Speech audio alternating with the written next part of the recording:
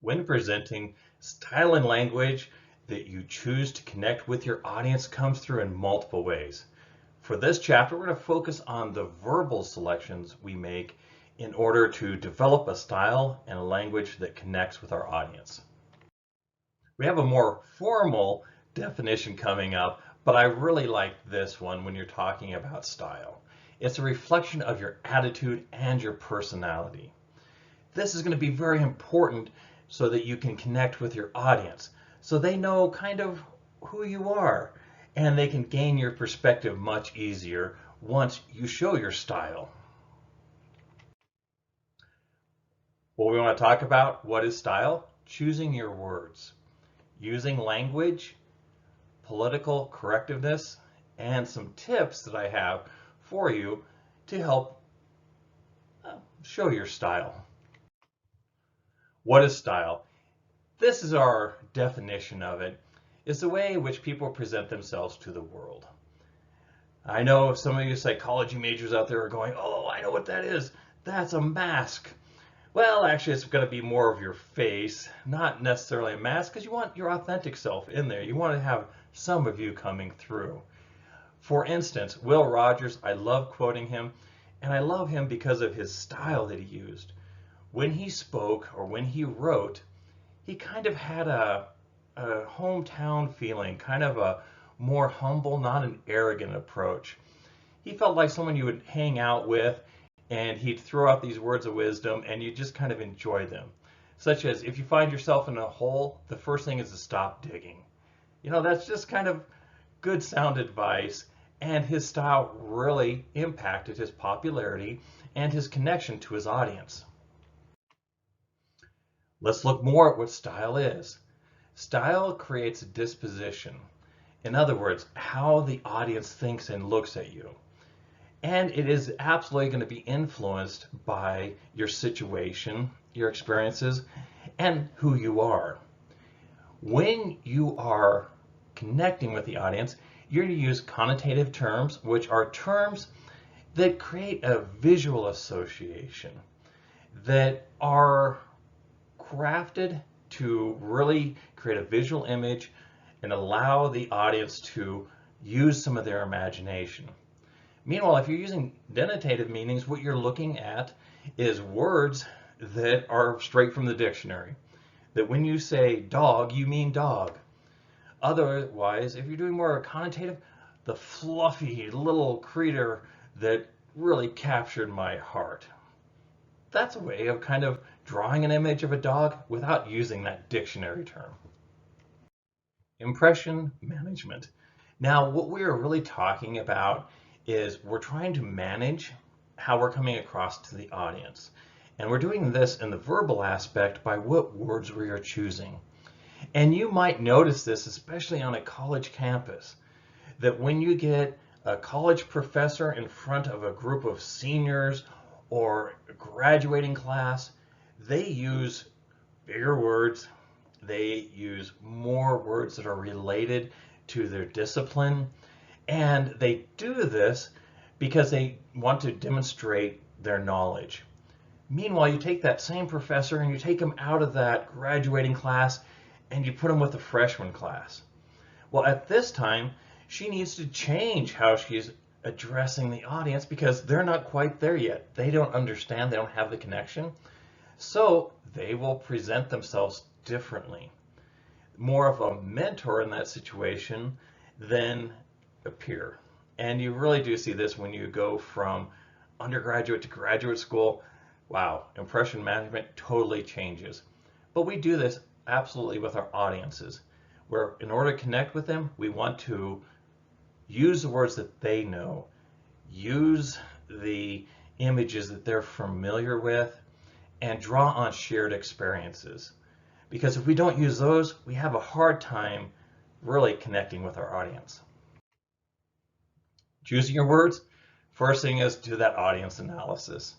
That audience analysis tells you where to go so many times with the words. For instance, yes, I teach here at a college. However, this summer I'm actually spending some time with middle school children in an early college program. I can't carry over who I am in this classroom to that classroom because the energy level is so much higher. And the words and the knowledge that they have is so much more different than what my college students have. So my audience analysis tells me, okay, I can't be as technical. I really need to focus on the basics. I can't go into advanced theory because if I go into advanced theory, they're not going to follow along. So that audience analysis told me the age group, told me some of the economic situations the children are coming from, and also allowed me to understand how I can create an image that connects with them. The situation. Situation comes out of that audience analysis. Are you talking at a graduation? Everyone's leaving after this, and you can have that kind of celebration going on? Or are we talking right before finals and all the stress level is different? Are we talking at a wedding? Are we talking at a funeral? Are we talking at a birthday? Where are we at? Situation can change, of course, how we try to present ourselves and the words we select. This is going to be very important for you developing your speeches. Formal or informal situation. You know, am I talking to everyone at the bowling alley and we're all about ready to go bowl for the championship? Hey, we're having fun. It's relaxed. It's informal. On the other hand, maybe I'm playing for a championship in golf and I have to really be kind of more of a formal, buttoned up type of person and fit into that more formal situation. So these all help you choose and craft your words that you will use in your speech. Now, beyond the audience analysis is going to be that ability early on to develop your ethos, your credibility with the audience. Some ways that you're going to do this in choosing your words is look at how do you present your expertise. What is going to be important to them? Is it going to be important that you have all your degrees listed afterwards, or is that going to mean nothing to them? And instead, what will matter to them is how many years of experience do you have, or what have you done? So you might demonstrate your expertise in different ways. Instead of saying, oh, I have my master's degree in, you say, I've worked in the education field for a decade, and during that time. So you can see you're saying almost the same thing, except for you're presenting it differently based on who you're talking to. And this helps you develop your credibility. Your credibility is going to be very important when you do a speech. Establish that credibility early, because a high credibility means that you can go up from there without much trouble. And your audience will have that ethos towards you early on. On the other hand, if you wait instead and start off by not establishing your credibility, but in order to connect with your audience, your credibility has to be here, you have a long climb. So rather than having that long climb, establish your credibility, your ethos early, and then in order to get to that sales point or that magic point of really connecting with your audience with credibility, you have a slight hike versus a mountain climb. Next, use concise language. Be accurate in what you're saying. This is where preparation truly does come in, because some people just throw out random statistics without much research or knowledge of them or where they came from, or they put them on the note card, and on the note card it doesn't list where they got the information. They don't give the full credit to American Heart Association, to the medical journal, or wherever they're drawing their information from. And so it doesn't come off as accurate. It just comes out as 2 or 3 people. And your audience is going, 2 or 3 people, what? From where? Why? So be accurate when you're using your language, especially when you're quoting someone or giving statistics. Avoid jargon. This can kind of be tricky. Perhaps if you're at a trade show and everyone around you speaks the same jargon you do, well, you can throw some jargon in. If you're an IT professional and you're using a lot of information about computer languages, you're talking, yes, jargon could come across okay in that situation. But you take that same IT professional that wrote their speech using all the jargon to talk to their coworkers and people that are in the industry, and you put them talking to standard people that perhaps are interested in a new computer.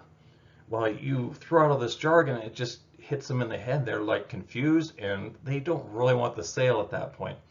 So jargon, understand, it can be used in certain situations, but it's best to avoid it. Next, use concrete imagery. Now, people have a hard time, well, what is concrete? Well, it's, solid. It's things people fully understand. And such as this demonstrates. An abstract would be, we live in a shelter. Okay, what type of shelter? I mean, are we talking about a tent? Are we talking about a house? Are we talking about a skyrise? What type are you talking about? And then you can say, oh, well, it's a building. Okay, shelter to building. Okay, I'm getting more of an idea. A house. Oh, okay, now we're starting to get there. And then finally you get to, hey, we live in Henrietta's house. Ah, now I know exactly what you're talking about. So you want to make it as clear as possible for your audience. Remember earlier on, we did speak a little bit about the semantic triangle, where what we want is for the referent to be the same for both the speaker and the listener, such as, hey, let's go down to the bank. Well, if I'm in a city, that bank, of course, is the one that has money and all gives loans, things of that sort. However, if I'm, say, next to a lake, going down to the bank is going down to the little beach area right next to it. So, of course, we want to have that concrete language to avoid that confusion. Rhyme and word choice. Yes, you want to have your speeches flow. And you can use repetition, you can use some of the other items that we talked about with language where you want it to come across and not go clunky. Think of music. I love using that analogy because music is so often what we turn to when we're trying to make a speech that kind of flows. If it doesn't have the, can you dance to it, is what we're coming to. Consider how your audience processes information. This is a little break from the book. You're going to watch a video from a TED Talk by Lynn Franklin that really goes into this because our minds process things differently. We all like to think everyone has, oh, my memory is like a movie, it just, and it's all visual, it's awesome, but that's not how everyone thinks. Some people, when they think back to things, they remember the sounds, they remember how they felt. So there are different ways that the brain processes and recalls memory. Knowing that can help you reach each of your audience members by using a visual aspect, a audio aspect, or perhaps a feeling aspect, such as I saw the rain coming, and when the rain fell on me, I could feel it drip and hit me, and it was cool and it was relaxing. And suddenly you see, I have an image not just of it was raining to visually it was raining. You had the sound of it dripping on you, and then you had the feeling of how the water felt when it hit you. So that connects to all of your audience. Repetition and rhyming is very good. And you notice many famous speakers do this. Martin Luther King's I Have a Dream. He repeats that throughout his speech. And that always draws the audience back to the thesis and truly connecting with what he's saying. Alliteration, words that sound the same in a series of words. And this can be a wonderful way to connect with people because it's like a song. It just kind of comes off the tongue and is easy to listen to. Similar to crafting a song, this is why we write our full sentence outlines. Because if you read your full sentence outline, you can actually read it through and you can hum it through. And if you hum it through, you can actually, that one kind of felt, okay, what word can I then put in there to keep the rhythm going? Choosing your words. A trope, a metaphor, simile, or irony. We love using these. I use them like they're going out of style. A trope is like sugar on your breakfast cereal. You see what I did there? Yeah, I know you did. But a metaphor compares two seemingly dissimilar things. And that could be, for instance, my breakfast cereal and a speech I'm giving. A simile uses like or as, and irony is saying one thing but meaning another. All these are wonderful tools to work in to craft the style that you're using verbally in a speech. You can absolutely use these in order to increase your credibility with an audience, to connect with your audience so that they understand things. So maybe you're giving a complex concept, but you can use a metaphor with something they understand, something that's similar to them. We do this with sports analogies all the time. So absolutely look at these and consider using them when you're writing your speech. Now to continue with language, we can also look at cultivating awareness, drawing in more attention to what you're saying. Malapropisms are accidental confusing words or similar sounding words. And in some cases, you can use them for humor, such as this comic over here. Although embarrassed, the senator said for all intents and purposes, he meant to take the alligator to the third floor. Now, of course, that is just completely jumbled up what the person is saying. But realize at times when you're writing your speech, look for these. Perhaps your pronunciation's a little bit different and a word that you say might come off in all intent and purposes confusing to the audience. And if you find those, what you may need to do is choose a different word, a word that better describes and one that's more comfortable for you. We talked about the semantic triangle, of course. Always remember that you need to get to where your audience is seeing what you are. And it might require you clarify it.